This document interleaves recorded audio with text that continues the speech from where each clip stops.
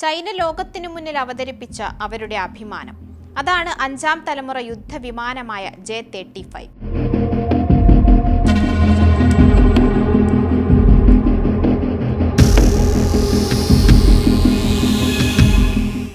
എന്നാൽ ഇപ്പോൾ പുറത്തുവരുന്ന റിപ്പോർട്ടുകൾ ചൈനയ്ക്ക് വൻ തിരിച്ചടിയാണ് നൽകുന്നത്.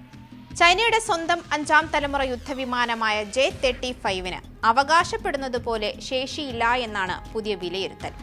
യുദ്ധമേഖലയിൽ J-35-ന് പരമാവധി 7 മിനിറ്റ് മാത്രമേ തുടരാനാകൂവെന്നും അതിനുള്ളിൽ ഇന്ധനം നിറയ്ക്കാനായി തിരികെ പോകേണ്ടി വരുമെന്നുമാണ് റിപ്പോർട്ടുകൾ പറയുന്നത്. ചൈന സെൻട്രൽ ടെലിവിഷനിൽ നിന്ന് ചോർന്നുവെന്ന് അവകാശപ്പെടുന്ന വിവരങ്ങളുമായി ദി ചൈന ഒബ്സർവർ എന്ന മാധ്യമമാണ് ഇക്കാര്യം ഇപ്പോൾ റിപ്പോർട്ട് ചെയ്തത്. 2026 ജനുവരി പകുതിയോടെ പുറത്തുവിട്ട ഒരു വീഡിയോയിലാണ് ഇക്കാര്യങ്ങൾ വ്യക്തമായി പറയുന്നത്. J-35-ന്റെ നാവിക പതിപ്പിനാണ് ഈ പ്രശ്നമെന്നാണ് റിപ്പോർട്ടിൽ പറയുന്നത്. ഇത് ചൈനയുടെ വ്യോമസേനാ വിമാനങ്ങൾക്കും ബാധകമാണോ എന്ന കാര്യത്തിൽ വ്യക്തതയില്ല. എന്താണ് റിപ്പോർട്ടിൽ പറയുന്നത്? നമുക്കൊന്ന് പരിശോധിക്കാം. ഞാൻ അമ്മു. ചൈന വികസിപ്പിച്ച അത്യാധുനിക 5ാം തലമുറ കാരിയർ അധിഷ്ഠിത മൾട്ടി റോൾ സ്റ്റെൽത്ത് യുദ്ധവിമാനമാണ് J-35. ഷെനാങ് എയർക്രാഫ്റ്റ് കോർപ്പറേഷനാണ് ഇത് നിർമ്മിച്ചത്. റഡാറുകളിൽ പെടാത്ത സാങ്കേതിക വിദ്യ, ഉയർന്ന വേഗത, വലിയ പ്രവർത്തന പരിധി എന്നിവയ്ക്ക് പേര് കേട്ടതാണ് ഈ വിമാനങ്ങളെന്നായിരുന്നു അവകാശവാദങ്ങൾ.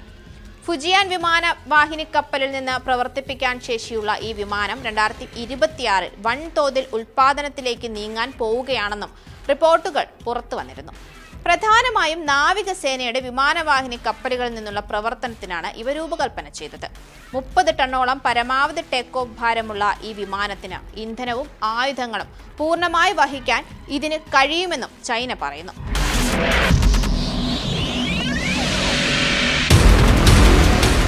J-35-ന്റെ കര അധിഷ്ഠിത പതിപ്പ് വ്യോമസേനയ്ക്കായും ചൈന വികസിപ്പിച്ചിട്ടുണ്ട്. ഈ വിമാനത്തിന്റെ വരവ് മേഖലയിലെ പ്രത്യേകിച്ച് US സൈന്യത്തിന്റെ വ്യോമ ആധിപത്യത്തിന് ഒരു വെല്ലുവിളി എന്നായിരുന്നു പ്രധാന വിലയിരുത്തലും. പാകിസ്ഥാനും തങ്ങളുടെ J-35 നൽകി ചൈന സഹായിച്ചിട്ടുണ്ടെന്നാണ് റിപ്പോർട്ടുകൾ പുറത്തുവരുന്നത്. എന്നാൽ ദി ചൈന ഒബ്സർവറിലെ റിപ്പോർട്ടുകൾ പ്രകാരം വിമാനവാഹിനി കപ്പലിൽ നിന്ന് പറന്നുയരുന്ന J-35-ന് വളരെ പെട്ടെന്ന് ഇന്ധനം നിറയ്ക്കേണ്ട സാഹചര്യം ഉണ്ടാകുന്നു എന്നാണ്. വിമാനം അതിവേഗത്തിൽ പറക്കാൻ ആഫ്റ്റർ ബേർണറുകൾ ഉപയോഗിക്കുകയാണെങ്കിൽ യുദ്ധമേഖലയിലെ അതിന്റെ സമയം 3 മിനിറ്റിൽ താഴെയായി കുറയുമെന്നും റിപ്പോർട്ട് അവകാശപ്പെടുന്നുണ്ട്. ഇതിന് കാരണമായി പറയുന്നതിൽ പ്രധാനം J-35-ന്റെ ഇന്ധന ടാങ്കിന്റെ ശേഷിയാണ്. 8.5 മുതൽ 9 ടൺ വരെ ഇന്ധനം മാത്രമേ ഇതിന് വഹിക്കാനാകൂ. എന്നാൽ J-35 എന്നത് ഇരട്ട എഞ്ചിൻ യുദ്ധവിമാനമാണ്. അതിനാൽ പ്രവർത്തിപ്പിക്കാൻ കൂടുതൽ ഇന്ധനം ആവശ്യമായും വരും. ഇതിനു പുറമെ നാവികസേനയുടെ ആവശ്യങ്ങൾക്കായി വരുത്തിയ മാറ്റങ്ങൾ കാരണം ഇതിന്റെ ഭാരം 1718 ടണ്ണായി വർദ്ധിച്ചിട്ടുമുണ്ടത്രേ.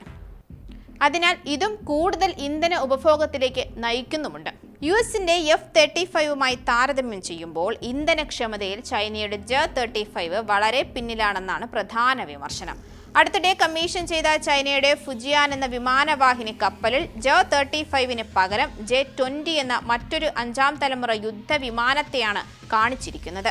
J-35-ൽ ചൈനീസ് സേനയ്ക്ക് ഉള്ളിൽ തന്നെയുള്ള അവിശ്വാസമാണ് ഇത് തെളിയിക്കുന്നതെന്നാണ് ഇതിനുശേഷം ഉയർന്നുവരുന്ന പ്രധാന ആരോപണം. 7 മിനിറ്റ് പോരാളി എന്ന പരിഹാസമാണ് പ്രധാനമായും J-35-നെതിരെ ഇപ്പോൾ ഉയരുന്നത്. എന്നാൽ ഈ വാദങ്ങളെല്ലാം തന്നെ ചൈനീസ് പ്രതിരോധ രംഗത്തെ വിദഗ്ധർ തള്ളിക്കളയുന്നുമുണ്ട്. ചൈനയുടെ സൈനിക ആധുനികവൽക്കരണത്തെക്കുറിച്ചുള്ള തെറ്റായ പ്രചാരണങ്ങളുടെ ഒരു ഭാഗം മാത്രമാണ് ഈ റിപ്പോർട്ട് എന്നാണ് ഇവർ വാദിക്കുന്നത്. വിമാനത്തിന്റെ ഇന്ധനക്ഷമത, അത് എത്ര ഉയരത്തിൽ പറക്കുന്നു, പറക്കുന്ന രീതി, വേഗത തുടങ്ങിയ പല ഘടകങ്ങളെയും ആശ്രയിച്ചിരിക്കും. വലിപ്പമേറിയതും ദീർഘദൂര ആക്രമണങ്ങൾക്ക് ഉപയോഗിക്കുന്നതുമായ J-20 വിമാനവുമായി J-35-നെ താരതമ്യം ചെയ്യുന്നത് തെറ്റായ ധാരണയാണെന്നും ഇവർ വാദിക്കുന്നുണ്ട്. മാത്രമല്ല, ആകാശത്ത് വെച്ച് ഇന്ധനം നിറയ്ക്കാനുള്ള ശേഷി ഉള്ളതിനാൽ ഇന്ധനക്ഷമത എന്ന പ്രതിസന്ധി ഉണ്ടാകുന്നില്ല എന്നും ഇവർ പറയുന്നു. J-35 വിമാനം വികസിപ്പിക്കുന്ന ഘട്ടത്തിൽ ഇത്തരം വെല്ലുവിളികൾ സ്വാഭാവികമാണെന്നും ഇവർ കൂട്ടിച്ചേർക്കുന്നുണ്ട്. അതേസമയം ഇന്ത്യക്ക് കാവലാകാൻ റഷ്യയുടെ S-500 പ്രോമിത്തോസ് എത്തിയേക്കുമെന്ന റിപ്പോർട്ടുകളും ഇടയ്ക്ക് പുറത്തു വന്നിരുന്നു. അതിർത്തിയിലെ സുരക്ഷാ വെല്ലുവിളികൾ നേരിടുന്നതിനായി വ്യോമസേനയുടെ പ്രതിരോധ ശേഷി വർദ്ധിപ്പിക്കാനുള്ള ശ്രമത്തിലാണ് ഇപ്പോൾ രാജ്യം. ഇതിന്റെ ഭാഗമായാണ് റഷ്യയുടെ S-500 പ്രോമിത്തോസ് വാങ്ങാനുള്ള നീക്കം ഉണ്ടായത്. S-500-ന്റെ 2 സ്ക്വാഡ്രണുകൾ വാങ്ങാനാണ് ഇന്ത്യ താൽപ്പര്യപ്പെടുന്നത്.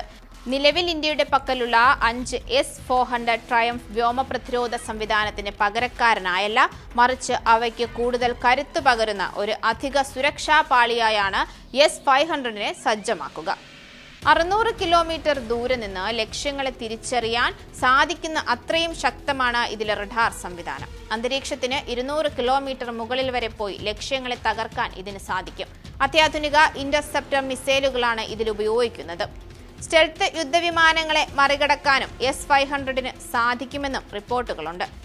ചൈനയിൽ നിന്ന് J-35A സ്റ്റെൽത്ത് വിമാനം വാങ്ങാൻ പാകിസ്ഥാൻ പദ്ധതിയിട്ടിട്ടുണ്ട്. അതുകൊണ്ടാണ് ഇന്ത്യ പുത്തൻ നീക്കവുമായി എത്തുന്നതെന്നാണ് റിപ്പോർട്ടുകൾ പറയുന്നത്. എന്തായാലും ഒന്ന് കരുതിയിരിക്കുകയാണ് ഇന്ത്യയുടെ പ്രതിരോധമെന്ന് ഇവിടെ വ്യക്തമാണ്.